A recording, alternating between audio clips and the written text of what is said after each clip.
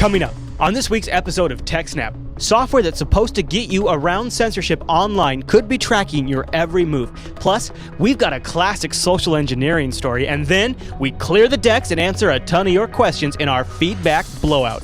All that and so much more in this week's episode of TechSNAP.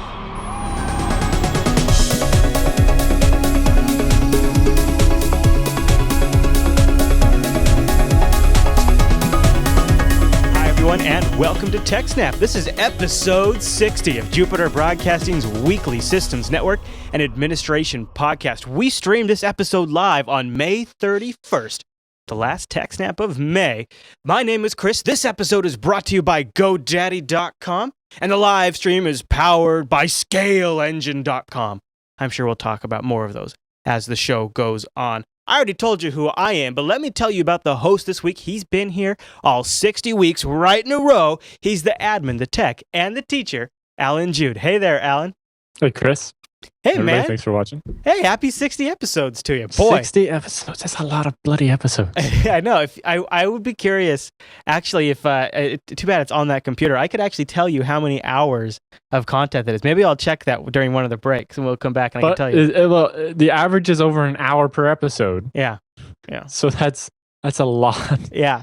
Well, you got to be dedicated, man. You got to be dedicated. We're probably almost, a couple more weeks and we'll be approaching 3 full days of TechSNAP, where it would take you 3 entire days to continuously watch all the episodes. That'd be awesome. You'd also have to be really determined. That'd have to be some sort of nugget you'd be looking for. Speaking of which, this is actually, I'm really excited about this episode. I say this mostly in jest. But this is a feedback blowout episode. We're getting to a bunch of your feedback. We said we would last week, and we're doing it this week. Here's one way I look at this, and this is what I love about TechSNAP, Alan, is if you charge just, say, my hourly rate for production time and shooting this show and answering these questions, it would probably be about a $500 to $700 value. If I was charging somebody my consulting fee to answer the questions we'll be answering in this week's feedback, and that's not even including your contracting fee. So this episode is, because we're giving it away for free, it's a crazy TechSNAP blowout. It's a ton of value this week. We've gotten some great questions, and we tried to pick ones that we think will apply to Linux users, Windows users, and even one that applies to Mac users. We're going to try to spread out and make sure we get everybody from beginners to experts questions answered. So stay tuned for that. If you just look at just my time in the episodes, at my hourly rate, you're talking like $7,000. Really? Jeez, dude. I gotta charge what you're charging. Just for the on-air time in TechSNAP. Now, a lot of TechSNAP. Just because we get to charge ridiculous rates for our time doesn't mean we know everything. So if we get something wrong, you can email us, techsnap@jupiterbroadcasting.com, or you can use the contact us link at the very top of Jupiter Broadcasting along the top bar. You just click that and then say you want to contact the TechSNAP show, and it sends your feedback in that way. Also, while you're over there, I encourage you to visit the very bottom of our site where we have affiliate links for Amazon US, UK, Newegg, ThinkGeek, Best Buy, Mint.com, Audible, and a Chrome extension, which hooks all those sites up for you. When you click on one of those, like Amazon.com, you will tag a portion of your shopping session to be contributed to Jupiter Broadcasting. And it's like, for example, if you're going to pre-order the new Guild Wars 2 for, because it's supposed to be epic, use our Amazon affiliate link there, or the Newegg, wherever you're getting it from first, before you buy, and a portion of that purchase will go to us. And it's an awesome way to support these shows. Yep. And I know if you pre-order now, you get an early day head start. And you also, at some point in the next couple of weeks, will get into the open beta for a weekend if you pre-order soon. So if you're thinking about getting Guild Wars, consider using our affiliate links. I'll try to remember to put a link in the show notes directly to Guild Wars 2 as well. Alan, we got some news we got to get to before we get all the way to the feedback, and then the roundup at the end of that. So why don't we do our first news story? Yep. Are you ready, sir? Now, is this the Iranian Anti-Censorship software story? Yeah. All right, tell me what's going on here. Okay, so there's basically an anti-censorship software that you install called Simurg or something to that effect. It's not meant to be pronounced in English. And basically, it acts as a local host proxy and configures your browser to use it, and then gets you around the local censorship. Okay. And they have an official website where you can go and download the app and install it, and it gets around censorship. The problem is that while the official version is legitimate, There's a version being distributed on a lot of P2P networks and sent to people over IMs and linked on different download sites that has actually been modified and has a keylogging Trojan in it. Oh no! So the application installs and works. So it's got the original program is in there. It's been bundled with the keylogger. So when people install this program that's supposed to get them away from government censorship, all their keystrokes are being logged and sent to a server. That's dirty. Talk about taking advantage of people when they're down, right? Well, it's the government just saying, well, if you don't want to go through our censored internet, we want to know exactly what you're doing. Oh, it's state sponsored. Well, there's no proof of that, but that would make sense, though, wouldn't it? Yeah. It'd be the people most interested in that. But I just thought it was some dirty opportunists or something like that. It could be either. Yeah. So, if you're going to use this program, make sure you get it from the official website, not from a P2P network, and so on. The infected version also injects a set of JavaScript into pages to get more details on what you're actually doing. Huh. And it deletes some of the Windows navigation sounds from your computer. So you don't hear the click? So you don't hear the clicking when it's doing stuff all the time. Click, click. Yeah. But basically, anyone who was using a compromised version of this software should consider all of their online accounts, that's email, instant messaging, social networking, banking, anything else, to have been compromised, because if they're logging your keys, then they get all of your passwords and your usernames and anything else that you type in your computer. Right. Jeez. I guess that makes sense, though. If you can't get them to use your... that would make sense that it's state-sponsored. But you could also do things like, if say these were just generic bad guys, they could also, sounds like they could do things like insert ads and generate ad revenue on people's page views and things like that, too. That's a very common technique. Even if they didn't want to steal their bank logins or whatever it is they might supposedly want, you could just milk them for a little bit of money that way. Exactly. It worries me because I don't really know enough about Tor to understand how vulnerable it would be. What would prevent one of the endpoints in Tor from being like a government office or a bad guy that would be monitoring the traffic that comes out at the endpoint there? Well, they can monitor the traffic. They just can't associate it back to who it came from. Oh, okay. Because it goes through a lot of different endpoints. Okay. Right. And also your DNS lookups would go through a different endpoint, so it'd be harder for them to do a man-in-the-middle attack. Okay.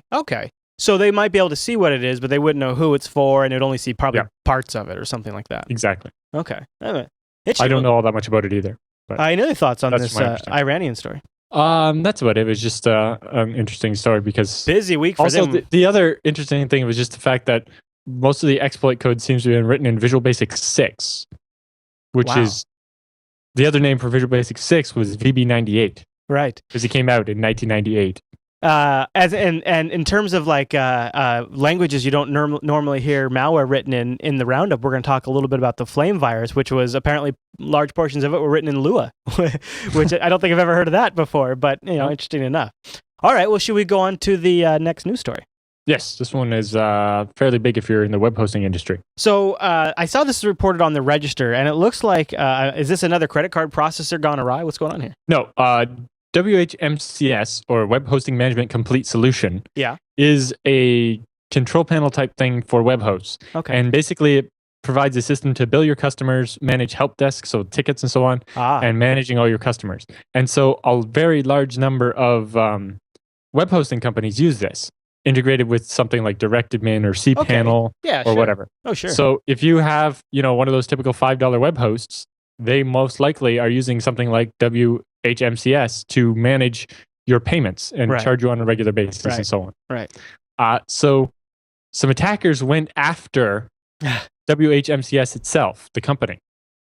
And they used some clever social engineering to actually do it. Oh, really?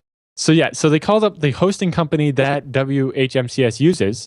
So I think they have dedicated servers. It's not very specific in the details, but basically they call up the hosting company and manage to answer the security questions right and get the password for the web control panel reset. Then they go in there and change the password, the email address. They change the email address on the account and then request all the administrative passwords and everything to be sent to them via email. Huh. Okay, nice. And then they get on the email there. So after they phone up the tech support of the ISP, claiming to be the guy whose account this is, Right. or the company that this is, and manage to social engineer a password Now, reset. be honest. Have you ever done this like for a client because like you got to get some sort of DNS thing taken care of or some sort of hosting thing, and you just I've done it to the phone company to cancel my service. When I was in college, myself and a few roommates split a phone line.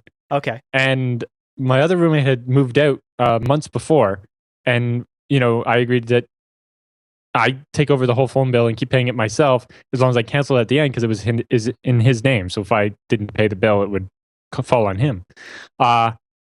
So when I called to cancel, they didn't want to let me cancel it because I wasn't Mike. I was Alan. Right. So I hung up and called back, and I was Mike all of a sudden, and everything went fine, and I canceled the service. There's a local ISP / hosting provider in here that I've called up many times because a lot of my local clients use it, and I've pretended to be just them because it just gets the job done faster. Yep. See, with my ISP, like Pure One, we have telephone passwords on top of everything else to make sure that this doesn't happen. Yep. But if someone somehow managed to get my phone password, they could do stuff like that. Although because our servers are unmanaged, Pure One wouldn't actually reset the passwords or they don't know my passwords to give them to you. Right. Although if you have the phone password, you could ask them to walk up to the machine and do whatever you want, including change the root passwords. Once you have physical access to Yes. But anyway, so the attackers call the hosting company, get the administrative information, and then log into the servers. So they didn't actually have to hack into the servers. So as far as we know, the servers were perfectly secure. But they basically just managed to be given administrative access to everything. So then they basically downloaded everything. They end up with a 1.7 gigabyte archive, which included the full source code for the application and the database of all the customers, which is about 500,000 customers, including username, email address, a hash password, and apparently somehow encrypted credit card information. I don't know exactly the details on how the credit cards are encrypted. Okay. Yeah, the figures they wouldn't share that. Yeah. Or exactly how they're hashed. So the hash passwords mean that it's not immediately vulnerable, right? People can't just see what the password is because it's hashed. Yeah. But it depends what type of hashing it is, how long it will take to brute force that information. Right. If it's plain MD5, rainbow table, booyakasha, you're done. You get everybody's passwords back pretty quickly, or at least a large majority of the passwords back pretty quickly. Yeah. If there's full cryptographically hashed with assault and everything, then it would take a lot longer. But some of those low-hanging fruit passwords, 6 or 7 characters, all lowercase or whatever, those can be gotten pretty quick. Mm-hmm. Mm-hmm. Especially if you have more than one computer at your disposal to start cracking it. Yeah. So because of that, it's highly recommended that you change all of your passwords if you were a WHMCS customer. Wow, there you go. Okay. That might be some people in our audience. I don't know. Now, the attackers claim that the reason they went after WHMCS is because a number of script kiddies and other cyber criminals use WHMCS to rip people off or to sell exploits and malware. So these bad guys use WHMCS to manage their billing as their own billing platform. Right. And so basically, these guys have reported to WHMCS. This guy's using WHMCS to sell malware. Right? Love it. And apparently they didn't shut the guys down. And so the attackers decided that they would shut WHMCS down. So after they compromised the servers, they also took over WHMCS's Twitter account and posted some things and deleted everything off their server. Oh, no. They stole all the data they wanted, then wiped the server. Now, the company obviously had backups and restored and got everything back up, but apparently it took them a couple days to get their Twitter account back. Had to work with Twitter support, probably. And so there's the official response from the company is linked here and some additional news stories about it. Also, since then, the group has posted a number of zero-day exploits for WHMCS, which is likely came from them looking at the source code and being, when you have the source code, it's much easier to find SQL injections as you can look through every SQL statement and see if there's any obvious places where you can inject something. Right. And it's much easier to do it when you don't have to reverse engineer everything. So they've posted 2 different exploits here. that they've managed to pull off against WHMCS. Oh, good. So they're out there, so people can just take a look. Yeah. Nice. Yeah, oh yeah, you got links to those in the show notes, as always. Yep. Very nice, sir. Very nice. People want to go check those out, because those, if you are actually interested in, like, on a technical level on how this kind of stuff works, or, you know, you have a reason to try this, you can follow that link right there. It's right up there on Pastebin. That's pretty wicked. Yep. Any other thoughts on that one? They had posted the whole database dump, but apparently the FBI shut down all the mirrors already. So, gotcha. All right. Well, this next story on the lineup made a big stink on Reddit this week, where the headline came out: "Security backdoor found in China-made U.S. military chip." Yeah. Now, this one there was a little bit of overhyping and so on. Specifically, the thing that got linked on Reddit originally was this guy's PhD thesis from about 10 years ago. Yeah. And then he had announced that he was, publishing this new paper, but people were basically speculating based on his previous work what he was going to say. In particular, the people were putting words in his mouth and saying that, the Chinese had maliciously modified this chip that they were tasked with manufacturing. So on his paste here on the Cambridge website, which is cam.ac.uk. I go there all the time. One of my favorite destinations. There's a link here, and basically he talks about how basically he was forced to publish a draft of his paper early because so many people were making assumptions about what he was going to say. But basically, him and some other researchers have invented a new way to scan chips, and in that he found a backdoor in a chip that was manufactured in China, although it seems that the backdoor was probably left by the designers of the chip, which would be the American company, rather than inserted by the company in China that was tasked with manufacturing the chip. I saw in the TechSNAP, the TechSNAP subreddit was all over this. There were corrections posted almost immediately over there. So thank you everybody who did that. And then it was one of the more voted up stories. Somebody linked, I think this is somebody that's involved. Robert David Graham. Is he the original author?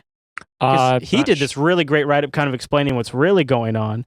And what the risk actually is, and kind of it sounds like it's about in line with what you're saying. The original researcher is Sergei Skoboro-Kopotov. Okay. I butchered that Russian name very badly. Yeah, it's all right. I wouldn't have done any better. Sergei. Although I would have gone Sergei. I would have tried to roll the Sergei Skoboro-Kopotov. Nice. All right, we'll take it. Skoboro-Bogotov. I think that's as good as we're getting. I got it right. Yeah, Skoro-Bogotov. Bogotov. No, it's all one word. Skoro-Bogotov. Skoro-Bogotov. There you go. Okay.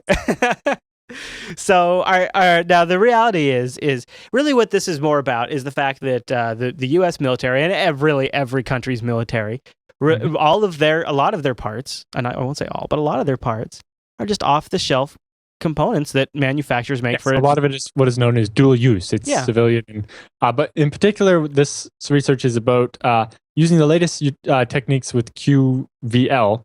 They're able to, in 0.01 seconds, extract the AES key from a military-grade FPGA chip marketed as virtually unbreakable or highly secure. Okay, wow, that's classic chip scanning setup, it would have taken about an hour to get the key. Hell, that's even impressive. And with the latest state-of-the-art DPA, it would take 10 minutes. But with the technology these guys from Cambridge have invented, it takes 0.01 seconds. That just makes me want to get a cabin up in the mountains. That's just scary. I mean, that is really fast now. Well, there you go. So, you know what? I'll include the link to the. They're still going over the pronunciation in the chat room. I'll add the link to the blog errata post too, that the guy posted. I'll put that in the show notes. Any other thoughts on that story, sir? Just a few things. Okay. The backdoor they found is in the chip, not in the firmware, so it can't be fixed with just a firmware update. You physically would have to replace the chip. But you need physical access, the chat room is saying, in order to be able to exploit this. So there you go. Right? In order to exploit, to get the AES key, I think. But to exploit the backdoor, maybe not. Okay. It's not very specific. That makes sense. All right. Well, should we, or did you have any other thoughts on that one? Nope, that's about it. Okay. Well, we got a ton of feedback to get to. And first, before we do that feedback, sorry, I was just eating a berry. I apologize. I was trying to sneak a berry. Before we get to that feedback, I want to say thank you to GoDaddy.com, who is sponsoring this week's episode of the TechSNAP, and they've got a new code for the month of June. So if you're listening to this live, it's actually not in effect yet, but it will be soon. So don't fret. It'll start as of tomorrow. You got a couple hours. You got a few hours. Yeah. So it's all right. It's okay. It's cool. But GoDaddy is offering their economy hosting for $1.99 a month for 3 months. So if you had a project that you've been thinking about launching, honestly, I used this $1.99 hosting back ages ago to get the server that I now run the filterfree.me blog on.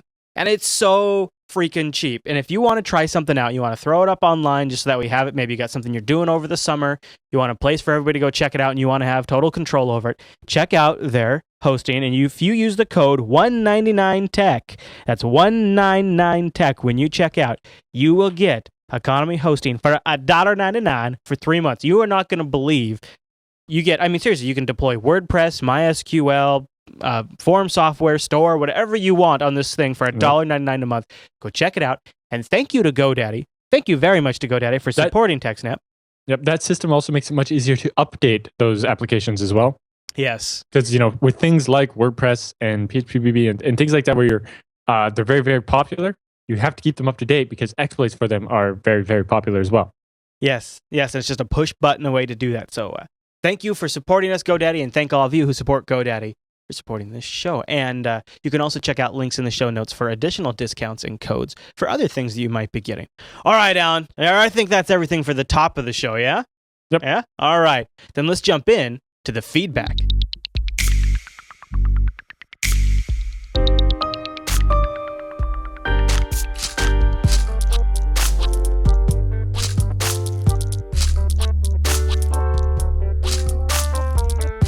Thanks for sending your emails to techsnap@jupiterbroadcasting.com or using the Contact Us form over on the site. We have a whole bunch of questions this week, but the first one, Alan, you get off easy on this first one because it's actually a comment, a follow-up, Kazumu Blisk, I'm not sure how he pronounces his name. He says, one thing to keep in mind about the whole Blizzard stores your passwords in lowercase and apparently doesn't encrypt them, is that you might want to take advantage of their two-factor authentication system. It's if you go, we have a link to the Blizzard store. If you go down to the Blizzard store, you can get a token depending on which country you're in for like $6 US. EA has the same ones for games like SOTOR. Yeah, totally. I ordered one, but they somehow screwed up shipping it, and they got shipped back to them, and I got refunded and never got my token. Oh, bummer. I have one for my PayPal account though. Okay, there you go. Yeah, that's where all my money is. I use Google has this two-factor authentication system that they make available and open, and LastPass uses that. So I have two-factor authentication to get into my LastPass database. All right, so why don't we get to our first question? This one comes from Wayne, Alan. And before we get to that, I had some comments about the Blizzard thing. Oh, okay. Specifically, he also mentioned that there's apps for much of the major mobile OSs to do those RSA security tokens. So yeah, they have the authenticator is the physical device, but there's also an app for most smartphones. Now, it was a story that was going to be in TechSNAP last week, but got bumped to this week and then kind of got bumped to the feedback segment because of this specific comment. But over at sensepost.com, researchers have figured out how to basically clone the RSA software token for Windows. Oh, good. There's a version for Windows. And basically, it has a hardware lock. So when you deploy the app on your phone, your smartphone, or your computer, it locks to your phone so that the app you can't just move it to another phone and it still works. Okay, so it uses like your hardware key or something. Yeah, so somebody can't steal it to keep generating your key. That makes sense. However, this guy goes through the process of actually making a virtual machine that can make the same token as his Windows machine. I see it. So it's his valid Windows machine where he can generate his token to log into something, and he manages to actually make a second device that's able to do this. What a punk. And it looks like the serial number is actually, or the device serial number that the RSA device uses is the SHA, the first 10 characters, first 10? Left 10, yes. The first 10 characters of the SHA-1 hash of the host name, the user's SID, which is a Windows user ID. It's a big, big, long, plus the string RSA copyright 2008. So for some reason, they only use the first 10 characters instead of the entire SHA-1 hash, possibly just so it doesn't look like an SHA-1 hash. But yeah, because it's only SHA-1 instead of 256, it's not as good as it could be. And because the user SID and host name are easy to replicate, for example, when you do the image deployment of Windows, normally you use a utility to fix it so that every machine doesn't have the same SID for the administrator account. Yeah, sysprep. Yeah, well, there's one called like NewSID or something like that. Oh yeah, it's like, sure. Norton Ghost used to have a thing that would. But Microsoft now builds in a tool to do it automatically. Well, basically, if you do that, but don't. So basically, if you forge the SID in a virtual machine to be the same as the one on someone else's machine and use the same hostname as them, you would be able to generate the same RSA key. That's really not that uncommon of a mistake that new Windows admins make, is they just clone machines over and over again and don't realize they're cloning the SID. Here is, if I cloned the SID from your machine, which I managed to get from some malware or something, then I could generate the same RSA token IDs as you. So then if you had an authenticator for SOTOR, I could then log in as you. Well, I don't know why you'd want to do that. Well, now change this so instead of a token for SOTOR, it's a token for your PayPal account. Well, okay, there's a little more incentive there. Not much, though. Okay, make it my PayPal account. Okay, now we're talking. Yeah, that's an interesting problem. Chat room points out that Blizzard's smartphone apps are free. Right, and I think the EA ones are free as well. But either way, basically, there's steps to generate the same token on two different computers. We talked about this. Remember when Cryptic Studios had their password database leaked? If they would have had some sort of two-factor authentication system in place, like their larger MMO brethren do, they would have been in a better position. I'd like to see them come out with something like that. So, even if you don't have the authenticator, the first time you log in from a different IP address, it asks you one of your security questions, one of your secret questions. Yeah, that's a good system too. And they have a bunch of the different. Although, if someone has a keylogger on you long enough, they could get the answer to all of those somehow. You gotta be, you gotta really want that. But it depends. Yeah, you got a bigger problem. All right, now are you ready for the first question? Sure. All right, so Wayne writes in, and I wanted to get this one because I've had, in my past lives, I've had battles with DFS. He says, "Hey, Chris and Alan, thanks for the show. We have two offices, one in the UK and one in northern India." Wow. The India internet connection is not always all that reliable, and bandwidth is also a problem, as there are phone and database services which need to have priority over everything else we are doing. We currently use Microsoft DFS FSRM on a Windows share to keep synchronized local copies between the two directories, between the India office and the UK office. I'm trying to find a way to use rsync or something like that updates in near real time like Dropbox does, that could live on the two internal servers. We send about 250 megabytes each day in audio and pictures, but do occasionally send unedited video around, which can be much larger. Could I use something like OwnCloud or DBRD, or am I just overcomplicating things? I guess a cron job that checks every 5 minutes or something and then syncs via rsync would work, but I'm worried about bandwidth limits and what happens if a file takes longer than that 5-minute window. Backups are not an issue because each location is backed up daily at their own local office. So, interesting question. Right. My answer is a little different now that I've heard the question. There's a couple things. There's a patch for rsync that allows you to have a time limit. The thing I do for my rsyncs is while they're cron to start every so often, before it starts, it checks if there's already an rsync running, and if there is, it doesn't start. Do you just check for a lock file, or how do you do that? I just PSAUX. Oh, okay, okay. grep -c rsync, and if it's not 0, then I don't start a new rsync kind of thing. Okay. So the rsync only really works in one direction. If you have a master and you're pushing out to a slave, that works. If there's new files at both sides, it gets a lot more complicated. Yeah, definitely. He mentioned it, and of course, I put in a link. If he wants to, I couldn't quite grok if he was trying to figure out how to move it to Linux, since he mentioned rsync. Because DRBD, I I really don't have any bad things to say about the it. nice thing about rsync is that you can get a version for Windows, although getting a version with the time limit patch might be harder. Yeah. rsync for a while now has built in a bandwidth limit flag, right. So you can say only use this much bandwidth to transfer files back and forth. Yeah, that's not too bad. Something like Dropbox. I wonder if like something like SpiderOak or something, one of those Dropbox competitors would work. I don't know. Or something like honestly, he's talking mostly about images and stuff, but for files that are going to change a lot on both sides, something like version control, like Subversion, like we talked about, has the advantage there because it would keep sync changes from both sides. But if you're mostly dealing with image files, then you're only uploading them once and not being deleted or anything, then something like rsync is a little more doable. Yeah, and I like that you could run rsync over something like SSH, so it would be nice and encrypted over your internet connection there. And rsync is pretty graceful about varying bandwidth speed, so it can continue a transfer if and also with a set of flags you can make it resume failed partial transfers and so on. What kind of options would he have so that way he could make sure the other applications maintain priority on the line? Does rsync have any kind of... That's just the QoS or whatever. But mostly his option would meet that bandwidth limit thing. So he'd just have to set a hard limit. Yeah. The other option is if you use something like pfSense on both ends for the connection between the two or whatever, then you can do traffic shaping with DummyNet or AltQ, and you can do things like QoS to make sure the phone calls take higher priority and so on. If you had two locations... it sounds like they already have that in place, and it's just crippling their speed sometimes. Maybe. I mean, definitely if you have two locations like that, make sure you have hardware in between the two, something that's equivalent to pfSense that can give you that kind of QoS. I would, if you're going to Linux, I would look at DRBD. If you're not, I would look at maybe rsync on Windows.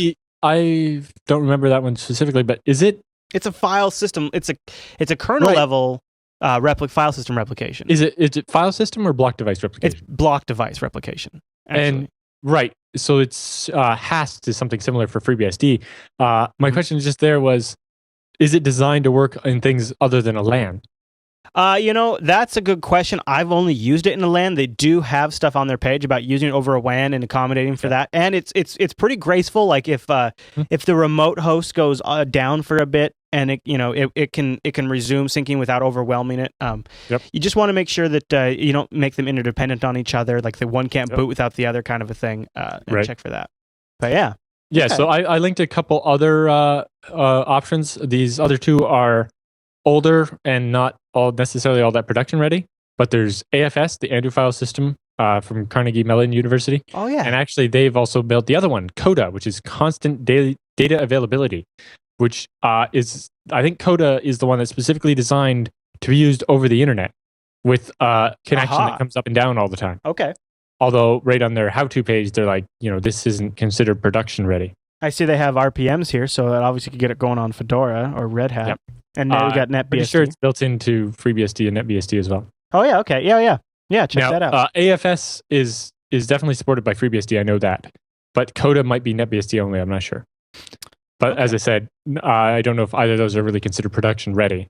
But HAST and DRDB are quite common. Yeah. All right. Well, let's go to Justin's question. Are you ready, sir? I guess the only other point there would be ZFS snapshots with replication could work too, but you gotta get the ZFS in there, don't you? It pains you not to get the ZFS plug. No, it's just that's a way I've done. Now again, you and your fancy file system. That's really only one way, not two ways. Andrew FS is really old, but it is still actively developed. And awesome. All right, now let's get to Justin's question. Justin writes, I'm wondering if you guys know of any Windows-based programs that could be used to back up files from one of my file servers. It's got a lot of family photos, videos, podcasts, porn, to either another destination constantly or incrementally. A bandwidth between these two destinations wouldn't be an issue because almost everything is plugged in via gigabit switches, so I'm guessing all over the LAN. If you guys could think of anything, it'd be a big help, is I'm just deleting an entire second drive and then recopying everything over, and every time something gets moved around, it gets reorganized. So he's doing a very manual backup right now. Right. Windows-based program. It depends how much stuff you're doing, or like how many computers you want to back up and so on. Bacula is available for Windows as well. So that's the open source backup program. It's very popular. I don't know if the Windows version is available for the newest version, but they do have a supported Windows version because I know a couple of businesses use that. Like I know a friend of mine runs a Bacula setup for their business because my Unix Bacula file server or storage daemon is actually secondary for them. So sometimes they put their full backup does a copy to my server as well. Incrementals are done just locally. I'm guessing though he's only copying, but he's only going between the two machines though, not doing like a multi-machine backup. Right. If you're only backing up one machine, backup is kind of overkill. Although it does provide you the options for things like incremental, differential, and full backups. And we've talked about before, it also has virtual full backups where you can make a new full backup out of the last full plus the differentials and incrementals in between. I do like that. I like that a lot. I like that. Okay. So, but for one machine, it's probably overkill because it is a bit to set up. Yeah. And it requires an SQL server and everything. Yeah, that's true. Then you know what would probably I've mentioned it before on the show. My wife uses it. I don't get any money for I wish I did because I would talk about them more. Because they got a good service, Crashplan. And the thing that I like about Crashplan is you can use their online backup, which is part of their deal. But if you just want to sync between two Windows machines, I believe that's free. Okay. So multiple destinations is built into the Crashplan fee. I'm looking at their plan matrix right now. So you can back up to another machine, and that'll. So the neat thing about that is you can back up to an external hard drive, B, to another machine over a network connection, also running the Crashplan client, and then C, later on, if you decide you want to use their cloud storage, you just turn that on, and then it also replicates a copy out to the cloud storage. So then you have it. You really have two backups, and that's really how you're backed up. You have it somewhere else, and you have it backed up somewhere else, like on the cloud. I like it. Their plans are pretty good, and so I give them a good plug whenever somebody asks this kind of thing. But check it out. It's over at crashplan.com, and we'll have a link in the show notes. They also do all the other typical stuff, like give you an app to control it for your smartphone. You know, they're competing with Mozy and Carbonite and this kind of stuff, but their leg up over those kinds of guys is their whole sync to another machine for free or back up to an existing USB drive. Another thing they do that I like is if you do later on decide, and this is something I've had to face because my wife has gigs and gigs and gigs and gigs of photos. And then we have videos and all that kind of stuff, like it sounds like you have. If I want to then move that up to Crashplan and say we're talking like 130 gigabytes or something like that, they'll let you copy all of that to a drive, and I think they charge you something. But then you can ship them that drive, and they'll actually import it there in their data center and get your offsite backup started with that. So then you're only syncing them the changes from that point forward. Yep. It'll save you a ton of time on your upload, which I think that's a neat service too. So check them out. Boy, I just gave them quite the plug, didn't I? Yes, you did. All right, well, why don't we go to our next question, because I think it's one that some Linux admins that are just getting started probably have, or FreeBSD admins have probably wondered quite a bit. This question comes in from Chris. I like his name already. He says, hey, guys, I know Alan has spoke about using SSH keys to make SSH more secure, but how would you set this up? I have a machine in question that my parents use.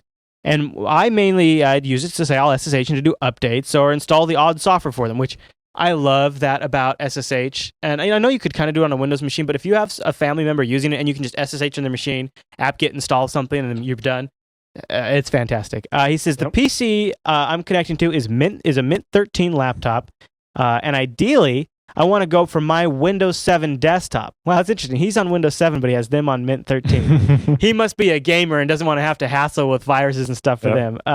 So he's like, he'd like to know what he has to do to get that set up to go from, say, a Windows 7 box to a Linux box using a key, or maybe from a Linux box to a Linux box. So where do you get started with SSH keys, Alan? Well, there's two options for this setup. Either you can generate the keys with the OpenSSH tools on the Mint box, or you can use Putty Gen on your Windows box. Yeah. But basically, the way it works is on the machine where you're going to be connecting from, you generate an SSH private key, either using Putty Gen or on the command line program is SSH Key Gen. And I'll put a link in the show notes for how to do it on the command line or using Putty Gen. Yep. So basically, you generate the key. If you use Putty Gen, it'll be in the Putty format, and in Putty Gen, there's an option to convert it to OpenSSH format. But basically, you get two files when you're done. You get the public key and the private key. And the public key is actually just a fingerprint. It's just a one-line thing. And what you do with that, with the public key, is on the machine you want to connect to, in the home directory of the user you log in as, there should be a folder called .ssh. If not, you'll have to create it. It's very specific about permissions. So what I do instead of creating it and then trying to CHON it myself is if you run the command ssh -key gen, and I think you have to answer the first question, but maybe not. But then Control-C out of it, it creates a directory for you automatically. Oh, nice little trick. And then the permissions are all set and all that kind of stuff. If they're not exactly right, it won't work. Yeah, that is very true. So that is one thing to note. If you think you've done everything right and it's still not working, it's probably permissions. You can check your varlog secure or varlog whatever it's called that auth, and it'll SSH will be like not accepting a key because it's not right permissions. Right. Specifically, it can't be group readable or writable and a bunch of things like that. And SSH does that in case they've been tampered with. You know, right. They don't. Yeah. If you have permissions that would allow someone to add a key to that, it's not going to let you log in because it means somebody could have added their own key. Yeah. Anyway, in the .ssh directory, there'll either be a file or you will create a file called authorized_keys. And this is one per line, a list of the public keys that are allowed to log in without a password. And then it's very basic. It's surprisingly how basic it is. It's just one text file, line. Yeah. And you can any lines that start with a hash mark are comments, and so you can indicate above them whose keys is whose or whatever. Yeah. Because if you manage that for a whole bunch of people, that's useful. So and then in Putty, you would load the key into your saved Putty profile, and then it would use it to log in. If you're using SSH from the command line, then in your home directory under .ssh, it'll be ID_RSA DSA or ECDSA, depending on which algorithm you use. Right. Okay. And it will use that file to log in. Now, by default, those private keys will have a password. And so the difference there is that the password you use is local. It doesn't go over the network. So basically, because that SSH key allows you to log in to another machine without a password, normally you would keep that encrypted so that other people can't use it. Although if you're setting this up scripted, for example, to have rsync run every 5 minutes, then you don't want that password. So you would decrypt the key and have it just laying around. Although there's a security implication, a trade-off there, right? You get the convenience of being able to script rsync to run every 10 minutes, but anyone who gains access to that key would be able to do that. Right. In fact, to play off that, Pearl guy in the chat room made a good point. He said, if you're going to do this, maybe you should modify your SSH deconfig to only allow certain users. So that way, it's just one extra level that if you're going to have a bunch of keys out there, just consider maybe locking it down if it's internet exposed, that kind of thing. Yep. The other thing is what I do is I have the Putty Authentication Agent. It's called like PAE agent. And basically that runs on my Windows machine here and has all of my different keys loaded. And it tries the right one when I go to log in. There's an analogous thing for your Linux desktop or your BSD desktop where you can have all your keys loaded into memory and use that way. So with that, maybe you enter the password for them once and then they're loaded as long as you're logged into the machine. Yeah. And that can save you the hassle of entering them every time. It's a great idea. Putty is a great app for Windows if you're administering Linux boxes. I'm sure almost everybody out there knows about it already. Yeah, I don't know if anybody's ever seen my screenshot, but I use Putty with a separate program called Mini-Me, which if you press Control-Shift-Z, it minimizes a window into the task tray. I have the Z button. Is that similar? Anyway, I have about 50 or so Putty sessions open right now, all minimized to my tray because just the other day there was an OpenSSL an update to the fix for the OpenSSL bug we talked about a couple weeks ago. Yeah. And I had to install patches on 50 servers. That was fun. Yeah. So that works. There's a couple other options for ways to secure your keys. I don't have it anymore, but I used to have an APC Biopod fingerprint scanner. Oh, cool. And so when I had the keys encrypted, when you go to use them, Putty would pop up a password box for you to enter the password to decrypt the key. Uh-huh. And I had that hooked into my fingerprint scanner. Awesome. So you put your fingerprint in there and then it would do the password for the key? Yeah. That's so high-tech. And then because you couldn't really configure your fingerprint scanner to type your SSH password in because it's part of the regular Putty interface, it doesn't know when it's a password prompt. So this solved that. Huh. Now, actually, when we were at BSDCan, Stefan has a Lenovo laptop, which has a built-in fingerprint scanner. Yeah, sure. And it comes with this little bit of storage that's like a little encrypted partition. And to mount it, you need to swipe your fingerprint. Is it actually on the hard drive? I don't actually know how it works, but it's built into the laptop. Interesting. And basically, he stores his SSH keys in that encrypted partition. So when he logs in, he has to say, mount my encrypted partition and swipe his fingerprint. That's awesome. And the keys live there without a password on them. That is badass. If he swiped his fingerprint, he can SSH into all of his machines. But if his machine goes to sleep because he doesn't use it or he left it somewhere or whatever, or someone steals the laptop, without his fingerprint, they don't have the SSH keys to log into all the boxes saved in his Putty session. That's a good way to go. There was an episode of Mythbusters about fingerprint scanners, and the APC BioPad that I had was the one that was broken on the Mythbusters, and that's when I stopped using it. Nice. Also, the software for it was for Windows 98. Oh, bummer. All right, any other thoughts, or should we move on to the next question? No, that's about it. But yeah, you gotta watch those keys, because if the keys are not encrypted and they're just laying around your hard drive, somebody could steal that and then have access as you to anything. Right. All right, then, Alan, let's talk about Jono's question. Jono wrote in, and he says, "Hi, guys. I'm creating an open-source Dropbox-like project, and I'm wondering if there's a best practice for storing passwords on the client machine. You've talked about how to salt your hash passwords that are stored in a database on a server, but I store the user's passwords in a config file in their home directory.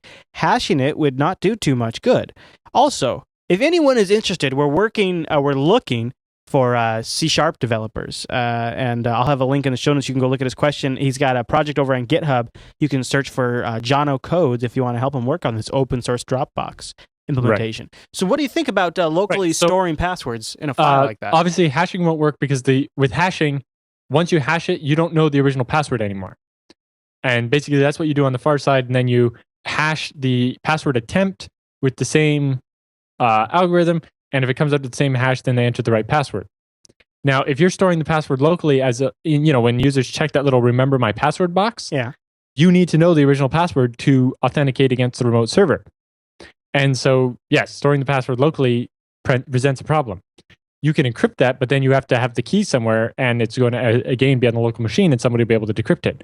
And so basically, there's no good way to do it. Firefox, and a bunch of other programs, they do a little bit of scrambling and obfuscation so the password's not just in plain text. Yeah. But, they say right on it, if you're using this, then it's not going to be that secure. Yeah. Because, you can decrypt those password stores. I wonder how LastPass stores it locally. Well, stores which locally? Maybe they don't have a local copy of the database. I don't know. Maybe they only... Well, that's the database, which will be encrypted with your master password, maybe. Yeah. That's fine. Totally. Yeah. But this is just the checking the remember my password to log into something. Right. The user isn't encrypting so it needs to know the original password. So it has to be stored in a way that the program can get it back. And if the program on your computer can get it back to your original password, then anyone can. And so that presents the problem. Yeah. So what can he do? Nothing. I mean, other than just try the best. You can do some obfuscation and stuff to make it so it's not just there in plain text, but there's really not much you can do other than looking at doing something that doesn't store the password in plain text, or basically an alternate authentication system.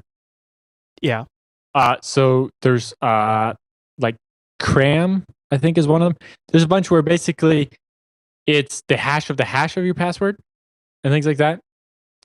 So the way they work is when you connect to the server to authenticate, it sends you some random data.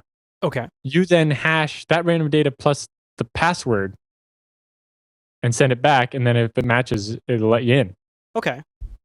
If you did something like that with the hash of the hash, then you may be able to make it so that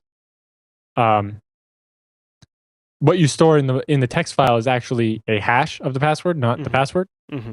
But yeah, basically it comes down to there's no good way to do it. He could, if he was using like... basically, if you have a remember my password setting, it's inherently insecure. This is why, like Alex from Belgium points out, this is why things like GNOME and OS X have their keyring solutions, and so does KDE has the wallet, to store these kinds of things. And it's basically have all the passwords behind a single password. And that has some sort of, that encryption is based on the encryption to open the wallet or the keyring or whatever. Which, again, has an actual password. Yeah, exactly.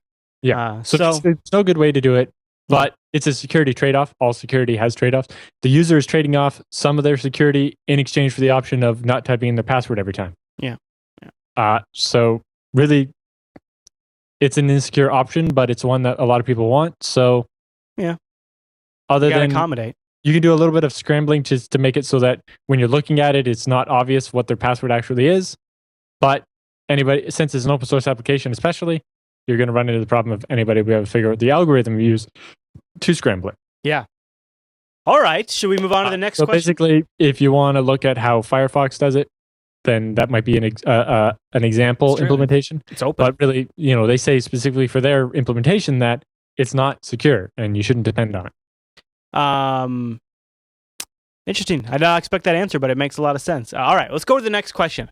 This one came in it's actually come in since we've started TechSNAP, probably once or twice a month. I don't think it's a big demand out there, but finally I got enough emails and somebody said, why don't you put TechSNAP in the Miro guide? And if you're familiar with Miro, it's an alternative online media catcher. It can get YouTube videos, it can get podcasts, it can do torrent downloads. So if you want to grab the TechSNAP torrent feed, you can add it there and it will automatically watch the torrent feed, and it'll use BitTorrent to download the episodes. Now what I do have I just added TechSNAP HD to the Miro feed. Now this isn't the torrent version. If you want the torrent version, you have to go grab the feed from our show notes and add it to Miro, but that's super easy. But if you want to search Miro guide for TechSNAP, you will find it right here in HD, and then you just hit the add to Miro button and boom. Now Miro used to be called the Democracy Player. I don't know if that might ring a bell. I do remember. Yeah. So this is like six iterations since it was called Democracy Player, and they've made it better and better every time. It used to be kind of a pig, but now it's picked up quite a bit. So yeah, and they have all 59 episodes. Yeah, and they will have this episode in just a few hours, Alan. So check it out. And they have, you can just on their site, you can just click to play it, or you can download it. Yeah, you can play it right there. Yep, or you can download it. It's very cool, and it automatically monitors. I think by default every 24 hours it checks the feed to see if there's a new episode. So, all right, well there you go, everybody. There is our feedback for this week's episode. If you have some thoughts, maybe we provoked something in that mind of yours, email us techsnap@jupiterbroadcasting.com. But with all that feedback done, that means it's time for the TechSNAP Roundup.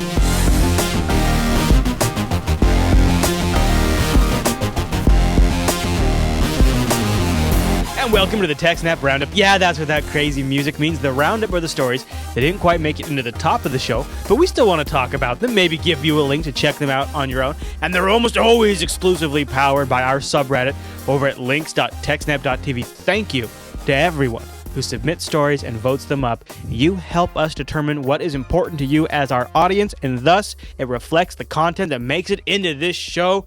Alan, it is time for the roundup. Yep. I am up on the hook for the first story. Are you ready, sir? Yes. Here we go. This one tickled my funny bone in the way that I hate it to be tickled. Microsoft forbids class action lawsuits in the new Windows license. And now they've already done this on the Xbox 360. But under a new license starting in, I believe, in Windows 98, if you're upset as a consumer in the US with a Microsoft product and you want to pursue the company, you will only be able to go to, at most, small claims court, and Microsoft will only have to pay you out in $1,000 and your court costs. That will be what Microsoft's on the hook for. So I don't know what you would sue them over, but if something in Windows caused your business a lot of damage, Microsoft's only on the hook for $1,000 plus your legal costs. Now, we've talked about before how just because it's in their license doesn't necessarily mean it's legal. Right. Now, they may not actually be able to prevent you from having a class action lawsuit, but, this is their attempt. Mostly because only a few people are going to bother, whereas if there's a class action, everyone will sign on. Yeah. But because, in this case, you have to have your own lawyers and win each case individually. Right. This obviously provides a lot of protection to Maybe they're Microsoft. just planning for Windows 8 to really suck, and so they're just getting this stuff taken care of. Yeah. All right, let's talk about the next story. In general, I think that this is a bad trend, and we've seen this before. Oh, I agree, yeah. We talked about, I think it was Sony when they did something similar to this. And Microsoft's already done it with the 360. Yep, and So, basically, this is the kind of things that probably should be prohibited by the government, right? I It's agree. like people need this recourse against companies to prevent them. You think their job would be consumer protection. Speaking of Microsoft, this next roundup story actually is another Microsoft story, so let's just slip it right in here. This is coming out from Google. Microsoft, not the film or the music industry, leads copyright takedowns in Google search results. 2.5 million requests have been issued from Microsoft for allegedly infringing URLs that they have asked Google to pull down. 2.5. Do they have the time frame for that in there? I don't see the time frame.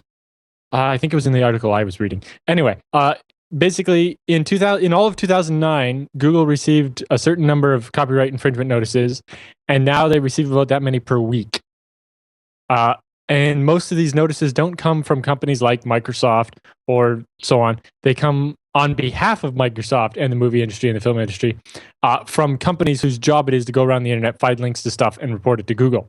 Oh, D-bags. Now, what's interesting is what you just said might explain why this happens to be the case, because I saw in the TechSNAP subreddit that the stuff that Microsoft has asked Google to take down is still available on Bing. You can search for that stuff on Bing. They don't take it off. Yep. They probably don't have the manpower or the technology. So there's companies like, I think Leak ID is one of them, and there's a bunch of other ones. And basically, I think another one's called Net Result, and they basically go around and harass websites for money from the rights holders. Yeah. Wow. All right. Well, this next story it's interesting that Microsoft does more than the film industry, although I wonder if that's considered in aggregate or not. So yes, they get 2 million from Microsoft, but if you added all the different film companies, which probably show up in the list separately, together, do they account for more? I hope so. And I hope it's not Microsoft. Although Microsoft has a lot of software that likes to get pirated. Yeah. All right. So this next story has been making headlines for the last couple of days. Now, Alan, you might not even caught much of it because you were down getting wisdom tooth pulled out one day, so you were kind of MIA from the news flow. Yep. But Flame, meet the Flame virus is the Wired headline. The massive spyware malware infiltrating Iran, which some people are calling 20 times more complex than Stuxnet. Now, it's targeted Iran, Israel, Sudan, Syria, Lebanon, and a few others as well, Egypt included towards the bottom, but primarily been focused at Iran. And this particular type of malware, I actually think people are being disingenuous when they say it's 20 times more complex than Stuxnet. And this is actually going to be a topic on tonight's Unfiltered that we're shooting live at 7 p.m. Pacific over at jblive.tv if you want to tune in. Because, honestly, this is being spun way out of control by the media. It's an espionage worm. It goes in there, it turns on mics and webcams, and it listens. Stuxnet took advantage of 20 different zero-day vulnerabilities to get into the control systems of nuclear centrifuges. Centrifuges. I mean, that's an entirely different beast. But Stuxnet was about 1 megabyte, and the Flame virus is 20 megabytes. So that's where, when you hear anybody saying it's 20 times more complex, that's where they're getting that figure from. How about 20 times less efficient? Anyway. That's on more honest. Like 20 megabytes is huge for an application. That's just... And that's one of the things that makes it interesting is that it's been around for a few years, and even at that size, it wasn't detected. And that is particularly interesting. And also, its modular nature is very interesting. It can work as different components and then come together. We'll talk about it tonight on Unfiltered, but I wanted to put it in the roundup because now it's officially on the TechSNAP radar, just like we tracked Stuxnet for a while. I have a feeling we're going to be tracking Flame for a while. This is another one of those, people believe it's state-sponsored malware. And, of course, it's interesting. If you're watching the video version, we have an image that really shows you how focused this is. In fact, some even claim that it doesn't spread unless the control server that's controlling it, which would make me think they could track that down, tells it to. So they literally control the spreading of this malware, and they can turn it on and start spreading, and they can turn it off. So pretty interesting. So we're now officially watching that. It's on the TechSNAP radar, and I'm along with the coverage on Unfiltered tonight. I'm also going to have I'm going to poke a little fun at the media and kind of the ridiculous nature that they've been covering this thing. Yep. All right, Alan. Well, the next story is a fan for probably anyone who's in the UK and uses Outlook. This roundup story is yours. Yes. So Microsoft's Cloud Calendar, which is I think the default in Outlook, the newer versions of Outlook, basically gave people in Britain the wrong day off. So their bank holiday, which is normally, according to the regular definition, was supposed to be last Monday, I think, was moved to coincide with the Queen's Grand Jubilee or some other holiday. So they changed the holiday, and basically Microsoft didn't update their calendar. But anybody who relied on the Microsoft calendar might have accidentally thought they had the day off when they didn't. AKA had a great excuse not to go into work. Oh, the calendar. Oh, shoot. Sorry, guys. I'll be in tomorrow. Mm-hmm. All right. Well, the next story in the roundup is just a quick shout because I really respect this company, and that is No Machine. They have made some great remote access software for Linux for years for now that rides on top of SSH and X1114, and you get the kind of performance that literally, if you have a good connection. I used to work at this place that had the internet all kinds of locked down, so I had a dedicated server in Texas that I could use No Machine's NoNX client to get in there, and I could watch videos in this remote session. The performance is so good, and it's nice and encrypted. They are now coming out with free remote desktop software to remote control Windows machines, Mac machines, and Linux boxes, and it's going to have multimedia support. You can do audio playback. I'm hoping their speed is just as good on the Windows and Mac version. Capture support, print support, all that stuff, and it's going to be totally free. They have a preview for the download available right now. It's all early days stuff, but go check it out. I love these guys, and if you need a remote access solution, this might be a good one to check out, and I mean, it's free. It's in preview mode right now, so you can always give them your feedback, too. All right, Al, now we've got one in here about silly antivirus products, don't we? Right. So we've talked about before these scammers calling and pretending to be antivirus vendors, or even in the example that happened to my dad was they claimed to be Microsoft and said, yo, your computer's sending out viruses and you're infecting other people. You need to let us have a look at your machine. This is getting stepped up, by the way. Yep. This is happening a lot. People, if you have friends and family, let them know that if they get a call from Microsoft, that they're getting the one I was involved when they got a call from Microsoft and they told them that their computer was sending them a lot of error codes. Yep. So that's crap. And they basically convinced them to install TeamViewer, and then they take over the machine and exploit it. Right. Install keyloggers and steal credit cards or whatever they can manage to get away with. Now, one of these people happened to call a security researcher who was quite curious and just happened to have the ability to quickly deploy a virtual machine he could let them exploit to see what they do. So the article goes into details of basically he fools them into breaking into his virtual machine, or taking over his virtual machine just to see what they would do with it, and basically records everything they do, and it talks about it. It's quite interesting reading. There you go. So check it out, folks. That sounds like it's like old school hacking in a way, right? Mm-hmm. You just let them get on there. All right.